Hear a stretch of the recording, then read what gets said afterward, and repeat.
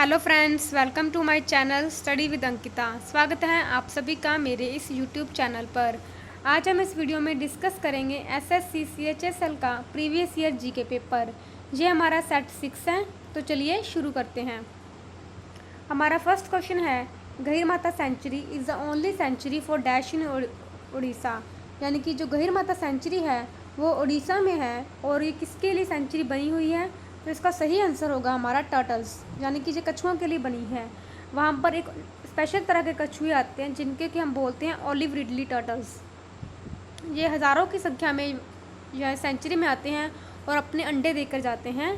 ठीक है, ये उन कछुओं की फ़ोटोज़ इस तरह से ये काफ़ी सारे मात्रा में या गहीर माता सेंचुरी में आते हैं, और गहीर माता सेंचुरी इसके लिए काफ़ी फेमस है, ऑलिव रिडली टर्टल्स के लिए। आगे हम उड़ीसा की बात कर लेते हैं। तो जो उड़ीसा था वो स्टेट बना था 1 अप्रैल 1936 को, और उड़ीसा इस दिन अपना उत्कल दिवस भी मनाता है 1 अप्रैल को ही। उड़ीसा की कैपिटल है भुवनेश्वर। नंबर ऑफ डिस्ट्रिक्ट्स है यहाँ पे 30। गवर्नर है गणेशी लाल। चीफ मिनिस्टर नवीन पटनायक। एमएलए की सीटें यहाँ पे 147, लोकसभा की 21 और राज्यसभा की यहाँ पे कुल है 10 सीटें। और जो उड़ीसा की बाउंड्री शेयर होती है वो होती है छत्तीसगढ़ के साथ, झारखंड, वेस्ट बंगाल और आंध्र प्रदेश के साथ। और जो इसकी जो वाटर बॉडी है वो शेयर होती है बे ऑफ बंगाल के साथ। अब हम बात कर लेते हैं उड़ीसा की जो रिसेंट न्यूज़ है। तो जो उड़ीसा में कोणार्क सन टेम्पल आपने सुना होगा, जो कि डेडिकेटेड है सन टेम्पल, यानी कि सूर्य देवता को समर्पित है। उसमें जिसे कि हम ब्लैक पगोड़ा के नाम से भी जाना जाता है, उसे 100% सोलराइजेशन करने की बात अभी यूनियन गवर्नमेंट ने की है। एक स्कीम लॉन्च की गई है जिससे कि जो कोणार्क सन टेम्पल की जो बिजली का उत्पादन है वो 100% सोलर एनर्जी से होगा। ठीक है, और अभी जो देखिए यहाँ पे फिर से भी खबर है ऑलिव रिडली टर्टल्स की। जो newly born olive ridley turtles हैं जो उड़ीसा कोस्ट के साथ साथ हैं, उन्होंने अपनी जो जर्नी थी वो वापस स्टार्ट कर दी है, वापस वो समुद्र में जाने लग चुके हैं। Union minister for human resource development Ramesh Pokhriyal Nishank, उन्होंने एक स्कीम लॉन्च की है, भरोसा हेल्पलाइन लॉन्च की है, ताकि जो कोविड-19 पैंडमिक के दौरान जो स्टूडेंट्स हैं जिन्हें कि काफ़ी तरह से स्ट्रेस फेस करना पड़ रहा है इस टाइम पे, उनके लिए एक हेल्पलाइन लॉन्च की गई है, ताकि वो इस हेल्पलाइन की मदद से अपने स्ट्रेस को दूर कर सकें। ठीक है, आगे बात करते हैं, in which state is the Chamera hydro electric project located. यानी कि ये प्रोजेक्ट कौन से स्टेट में लोकेटेड है? तो इसका सही आंसर हमारा होगा हिमाचल प्रदेश में। ये है रावी नदी के किनारे, ये भी आप याद रखिएगा कि रावी नदी पे ये है। ठीक है, तो the Chamera borders the river Ravi and supports the hydro electric project in the region. ये चंबा डिस्ट्रिक्ट में लोकेटेड है हिमाचल प्रदेश के। The newly commission 64 foot Vishwaroopa Mahavishnu statue is propose to be installed at Kotharadamaswamy temple in which city. यानी कि जो 64 फुट विश्वरूपा महाविष्णु स्टैचू है ये temple में लगाया जाएगा, और कौन से शहर में लगाया जाएगा? तो इसका सही आंसर होगा बेंगलुरु। बेंगलुरु कैपिटल है कर्नाटका की। आगे, प्रोजेक्ट मौसम which was launched in June 2014 is an initiative of. यानी कि जो प्रोजेक्ट मौसम है वो किसका इनिशिएटिव है, यानी कि किस मिनिस्ट्री के इनिशिएटिव के अंडर आता है? तो इसका सही आंसर होगा हमारा मिनिस्ट्री ऑफ कल्चर। प्रोजेक्ट मौसम क्या है? इसमें क्या था कि जो 39 इंडियन ओशियन कंट्रीज़ हैं, यानी कि जो इंडियन ओशियन से टच करती हैं उनकी बाउंड्री, उनकी गवर्नमेंट ने प्रपोज किया था उनके साथ क्रॉस कल्चरल लिंकेज इस्टेब्लिश करने के लिए, ताकि जो हमारे हिस्टोरिक मैरीटाइम कल्चर हैं और इकोनॉमिक टाइज हैं वो मजबूत हो सकें प्रोजेक्ट मौसम के under. During the Gupta period the gold coins were called by which of the following names. यानी कि गुप्ता पीरियड के समय जो गोल्ड कॉइन्स थे, यानी कि सोने के जो सिक्के थे, उन्हें क्या कहा जाता था? तो इसका सही आंसर होगा हमारा दिनार्स। उन्हें दिनार्स कहा जाता था। ठीक है, और जो गोल्ड कॉइन्स थे जो उन्हें दिनार कहा जाता था। बट अगर आपसे जो पूछें कि जो प्योर गोल्ड कॉइन्स थे वो किसने इशू किए थे फर्स्ट टाइम, तो इसका सही आंसर होगा हमारा कुशांस। और जो सिल्वर कॉइन्स थे गुप्ता पीरियड्स के टाइम पे, उन्हें कहा जाता था रुपाका। गोल्ड कॉइन्स को तो दिनार और सिल्वर कॉइन्स को रुपाका। आगे, which river is known as the handmaid of the Narmada. यानी कि नर्मदा की हैंडमेड सहायक नदी किसे कहा जाता है? तो इसका सही आंसर हमारा होगा ताप्ती नदी को। ताप्ती नदी एक वेस्ट फ्लोइंग रिवर है और नर्मदा भी एक वेस्ट फ्लोइंग रिवर ही है। पेनिनसुलर इंडिया में नर्मदा और ताप्ती ही मेजर जो वेस्ट फ्लोइंग रिवर्स हैं, ये दोनों ही हैं। देखिए ये है ताप्ती का मैप, ठीक है। यहाँ से ये निकलती है मध्य प्रदेश में से, मुलाती नाम की जगह से। और ये देखिए ये ताप्ती जाती है अरेबियन सी में, और नर्मदा भी जहाँ अरेबियन सी में ही जाके गिरती है। ताप्ती और नर्मदा जो कि जो वेस्ट फ्लोइंग रिवर्स होती हैं वो कभी भी डेल्टा नहीं फॉर्म करती हैं, बल्कि एस्चुरी बनाती हैं, ठीक है। और जो कौन कौन सी स्टेट से चली जाती हैं, ये पहले मध्य प्रदेश से जाके फिर ये महाराष्ट्र तक जाती है, ठीक है। आगे, the helmet of the wicketkeeper has been kept on the ground and the ball that the batsman strike hits the helmet. How many penalty runs are given to the batting team for this occurrence. यानी कि अगर आप सोचिए एक wicket keeper है, उसका helmet अगर ज़मीन पर पड़ा हुआ है और जो बैट्समैन अपने जो बैट से अगर बॉल स्ट्राइक करे और वो जाके उससे लग जाए, हेलमेट को लग जाए, तो जो बैट्समैन की टीम है उन्हें कितने रन दिए जाते हैं, कितने पॉइंट मिलेंगे पेनल्टी के तौर पे। तो उन्हें मिलेंगे 5 रन, एक्स्ट्रा मिल जाते हैं 5 रन, ठीक है, 5 runs. Which of the following companies has become India's most profitable public sector company in the fiscal year 2018 and 19। यानी कि इनमें से जो कौन सी इंडिया की पब्लिक कंपनी है जो कि सबसे प्रॉफिटेबल कंपनी बन चुकी है, तो उसका सही आंसर होगा हमारा ONGC। ONGC यानी कि oil and natural gas corporation, ठीक है। ONGC का हेडक्वार्टर हमारा है दिल्ली में, ठीक है, दिल्ली में हेडक्वार्टर्स दिल्ली में। और जिसके CEO का नाम है वो है शशि शंकर, और इसकी जो ऑनर है वो है हमारी गवर्नमेंट ऑफ इंडिया, यानी कि ये पब्लिक कंपनी है। आगे, the scientific discipline concern with the description of rock successions and their interpretations in terms of a general time scale is called as. यानी कि अगर हम जो हमारे रॉक्स होते हैं उनके जो सक्सेशन की अगर बात करें तो उनके डिस्क्रिप्शन को कौन सी स्टडी की जाती है, तो इसका सही आंसर हमारा होगा स्ट्रैटिग्राफी, ठीक है। आगे बात कर लेते हैं प्लांटोलॉजी की भी। तो प्लांटोलॉजी हमारी जो होती है वो होती है स्टडी ऑफ फॉसिल्स, ठीक है। और जो हमारी जियोडसी होती है वो होती है एक मैथमेटिक्स की ब्रांच होती है जो कि शेप एंड एरिया से डील करती है हमारे अर्थ के, ठीक है। इन March 2019 K Govindaraj has been unanimously reelected as the president of the which of the following organisations. यानी कि के गोविंदराज को किसका प्रेजिडेंट बना दिया गया था, तो इसका सही आंसर होगा हमारा बास्केटबॉल फेडरेशन ऑफ इंडिया का। Vembanad lake which is the largest lakes of India is in which state. Vembanad lake कौन सी स्टेट में मतलब स्थित है, तो इसका आंसर मैंने आपको पिछली क्लास में भी कराया था, तो इसका होगा आंसर हमारा केरला।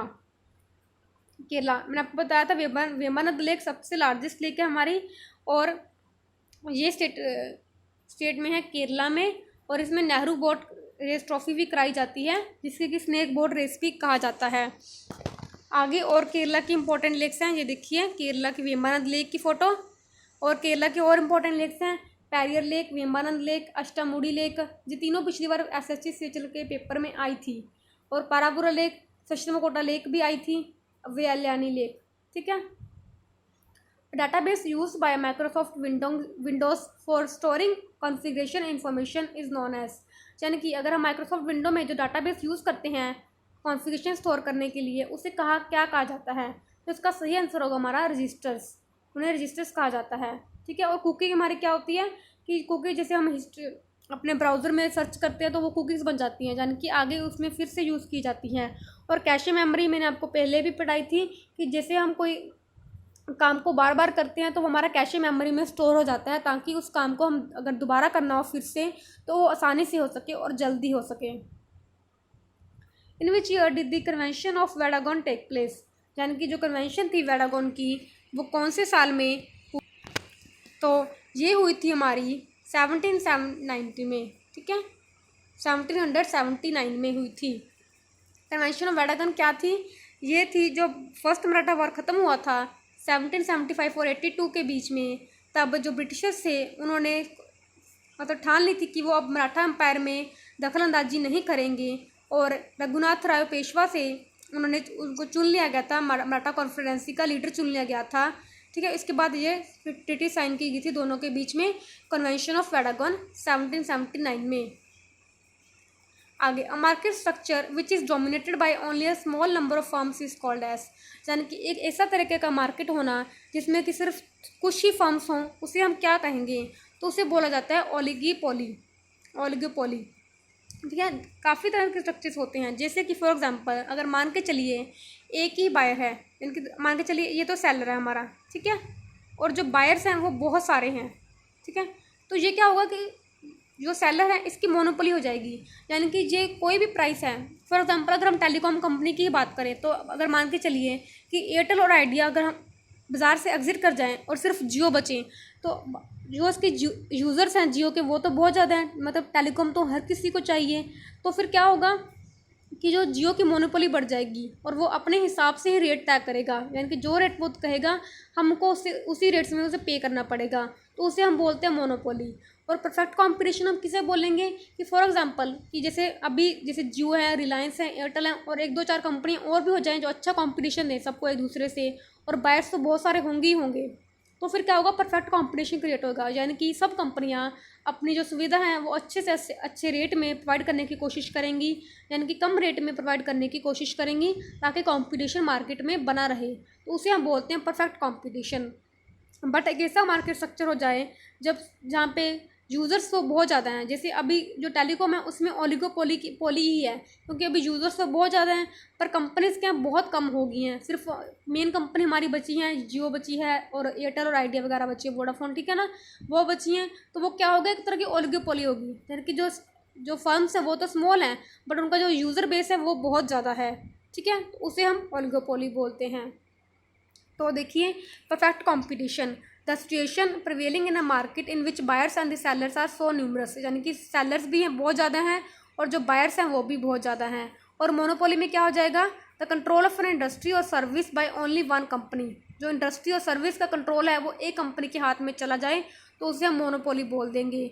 और मोनोपोलिस्टिक कॉम्पिटिशन इसमें क्या होगा कि जो इंडस्ट्रीज हैं वो क्या कहते हैं, मैनी फर्म्स ऑफर प्रोडक्ट्स और services that are similar but not perfect substitutes, ठीक है। In 2019, Dash introduced a clause as per which if one is applying for a visa to that country, one needs to furnish a social media track record of the past 5 years. यानी कि अगर एक नया law launch किया गया था कि अगर आपको उस कंपनी का मतलब उस कंट्री का आप वीज़ा अप्लाई कर रहे हो तो आपको जो अपना सोशल मीडिया ट्रैक रिकॉर्ड है 5 साल का वो आपको एक बार चेक कराना पड़ेगा। तो ऐसा लॉ किसने लॉन्च किया था, तो किसने किया था, हमारे यूएसए ने, अमेरिका ने, ठीक है। अभी अमेरिका के प्रेसिडेंट कौन है, डोनाल्ड ट्रंप, और अमेरिका के कैपिटल है Washington DC. In May 2019, dash was appointed as the deputy executive director of the United Nation entity for gender equality and the empowerment of women for resource management, sustainability and partnerships. यानी कि मई 2019 में किसे appoint किया गया था, किसे दिया गया था, जब किसे अपॉइंट किया गया था, डिप्टी एग्जीक्यूटिव, तो इसे किया गया था अनीता भाटिया जी को। तो हमारा सही आंसर हो जाएगा फर्स्ट वन, अनीता भाटिया। आगे, in the context of IT services what is the full form of BCP, यानी कि अगर आईटी सर्विसेज की बात करें तो बीसीपी क्या है, तो इसका सही आंसर हमारा होगा business continuity plan, business continuity plan. और बिजनेस कंटिन्यूटी प्लानिंग हम किसे बोलते हैं, एक तरह का ये सिस्टम बना दिया जाता है ताकि अगर कोई भी कंपनी को जो थ्रेट है तो उसके ये मतलब बताता है कि उसे हम किसी जो मतलब कंपनी को थ्रेट है यानी कि खतरा है तो उसे हम कैसे बचा सकते हैं, और अगर कोई खतरा आ भी जाए तो अगर कोई दिक्कत हो भी जाए तो उससे रिकवर कैसे कर सकते हैं, तो इस तरह की चीज़ें बनाई जाती हैं। In addition to prevention the goal is to enable ongoing operations before and during execution of disaster recovery, यानी कि अगर कोई भी ऑपरेशन चल रहा है कंपनी में, कोई भी काम चल रहा है तो गोल क्या होता है कि जो ऑनगोइंग ऑपरेशंस हैं और मतलब ऑपरेशन करने से पहले, काम करने से पहले भी और काम के बीच में जो सारा काम है वो बिल्कुल स्मूथली चले, ये हमारा बिजनेस कंटिन्यूटी प्लानिंग का काम होता है। Who is the managing director and the editor in chief of Republic TV, यानी कि एमडी और एडिटर इन चीफ कौन है रिपब्लिक टीवी के, तो इसका सही आंसर होगा अर्नब गोस्वामी जी, ठीक है। विच of the following sports is played in a velodrome, यानी कि कौन सी स्पोर्ट्स हैं वेलोड्रोम में प्ले की जाती है, वेलोड्रोम एक एरिया का नाम है, तो ठीक है, इसमें प्ले की जाती है साइकिलिंग, साइकिलिंग रेसिंग की जाती है वेलोड्रोम में। देखिए वेलोड्रोम कुछ इस तरीके का बना होता है जहाँ पे साइकिलिंग की जाती है। Who is the author of the book cricket world cup the Indian challenge, यानी कि cricket world cup the Indian challenge book के ऑथर कौन थे, तो इसका सही आंसर होगा हमारा आशीष रे। Where is rhodopsin also called visual purple located in the human body. यानी कि देखिए यहाँ पे आप क्वेश्चन में आप समझ सकते हैं, यहाँ पे देख रहे हैं विजुअल पर्पल, विजुअल किससे रिलेटेड होता है हमारा आइज़ के साथ। तो ये तो क्वेश्चन में ही आंसर गिवन है, तो इसका सही आंसर हो जाएगा हमारा आई। रोडोस्पिन क्या होता है? एक तरह का ये प्रोटीन होता है जो कि हमें देखने में मदद करता है, स्पेशली जब डिम लाइट हो तो हमें उसे देखने में हेल्प करता है ये protein. Paralympic silver medal winner Girish Gowda has been appointed as Lok Sabha election ambassador for the second time of which state. यानी कि जो पैरालंपिक सिल्वर मेडल विनर हैं गिरीश गोवड़ा, उन्हें किस स्टेट का इलेक्शन एम्बेसडर बनाया गया है? तो इसका सही आंसर होगा कर्नाटका का। और ये कौन से स्पोर्ट से जुड़े हुए हैं? तो इसका सही आंसर होगा हमारा हाई जंपर से, ये हाई जंपर है, ठीक है ना। The term mitochondria wise coined by, यानी कि जो टर्म थी माइटोकॉन्ड्रिया किसके द्वारा बताई गई थी? तो इसका सही आंसर होगा हमारा कार्ल बेंडा, ठीक है। माइटोकॉन्ड्रिया को हम powerhouse of the cell भी कहते हैं, क्योंकि जो हमारी एनर्जी होती है, जो यानी कि सेल को काम करने के लिए एनर्जी चाहिए, यानी कि एटीपी चाहिए, वो जो माइटोकॉन्ड्रिया ही बनाता है। इनका फंक्शन क्या होता है? एनर्जी का फॉर्मेशन करना, और जो फूड है जो हम खाना खाते हैं उसे एटीपी में कन्वर्ट करना, ताकि आप अपना काम, जो आपको एनर्जी चाहिए कोई भी काम करने के लिए, आपको इस एटीपी से ही काम में मिलती है। एटीपी क्या होता है? एक तरह का फ्यूल होता है। जैसे कि फॉर एग्जांपल अगर कोई गाड़ी है तो हम उसमें पेट्रोल डलाते हैं तभी वो चल पाती है। ऐसे ही हमारा शरीर है, हम अपने शरीर में खाना डालते हैं और वो जो हमारे सेल्स हैं, हमारी बॉडी में जो लाखों मिलियन सेल्स हैं, उनके अंदर माइटोकॉन्ड्रिया होता है। वो क्या करता है? हमारे सेल्स में फूड को तोड़कर एटीपी में कन्वर्ट कर देता है, यानी कि एडिनो ट्राइफॉस्फेट में कन्वर्ट करके वो एटीपी हमारी एनर्जी सेल करेंसी बन जाती है, ताकि जो हम काम करना है आगे। फॉर एग्जांपल अगर मैं बोल भी रही हूँ तो मुझे इसके लिए एटीपी चाहिए, आप अगर सुन रहे हो तो आपकी भी एटीपी खर्च हो रही है, ठीक है। The Lok Sabha elected after the 2019 election is a dash Lok Sabha, यानी कि 2019 में लोकसभा इलेक्शंस के बाद ये कौन सी लोकसभा है? इसका सही आंसर होगा ये हमारी 17वीं लोकसभा है, ठीक है, 17th। आइए थोड़ा सा लोकसभा के बारे में पढ़ लेते हैं और राज्यसभा के बारे में भी, ठीक है। जो लोकसभा के मेंबर्स होते हैं वो डायरेक्टली इलेक्ट किए जाते हैं हमारे द्वारा, जैसे कि हम लोकसभा के चुनाव आते हैं और हम वोटिंग करके आते हैं। पर जो राज्यसभा के मेंबर्स होते हैं वो जो स्टेट लेजिस्लेटिव असेंबलीज होती हैं उनमें से चुने जाते हैं, यानी कि ये इनडायरेक्ट वोटिंग होती है, क्योंकि जो स्टेट लेजिस्लेटिव असेंबली हैं उनको तो हम ही चुनकर भेजते हैं, वो आगे खुद में से चुनकर राज्यसभा के लिए मेंबर्स भेजते हैं। राज्यसभा का मतलब क्या होता है? कि स्टेट का रिप्रेजेंटेशन कर रहे हैं, यानी कि हर स्टेट में इनमें लोग होते हैं ताकि वो स्टेट का रिप्रेजेंटेशन कर पाएँ। जो लोकसभा का पीरियड होता है वो होता है 5 साल, पर राज्यसभा का क्या है? एक परमानेंट बॉडी है। एक बात और, राज्यसभा परमानेंट बॉडी है, यानी कि आप राज्यसभा को कभी ख़त्म नहीं कर सकते हो टाइम से पहले, मतलब कभी ख़त्म होगी ही नहीं ये। तो जो इसके जो 1/3 मेंबर हैं वो क्या होते हैं? हर 2 साल बाद रिटायर हो जाते हैं, यानी कि राज्यसभा का कार्यकाल क्या हुआ? 6 साल का, ठीक है, 6 ईयर्स का कार्यकाल हुआ। जो राज्यसभा की लोकसभा की स्ट्रेंथ है वो है 552 मेंबर्स, अभी करंटली हमारे 545 मेंबर ही हैं, ठीक है। और इसमें 250 से मेंबर ज़्यादा नहीं हो सकते।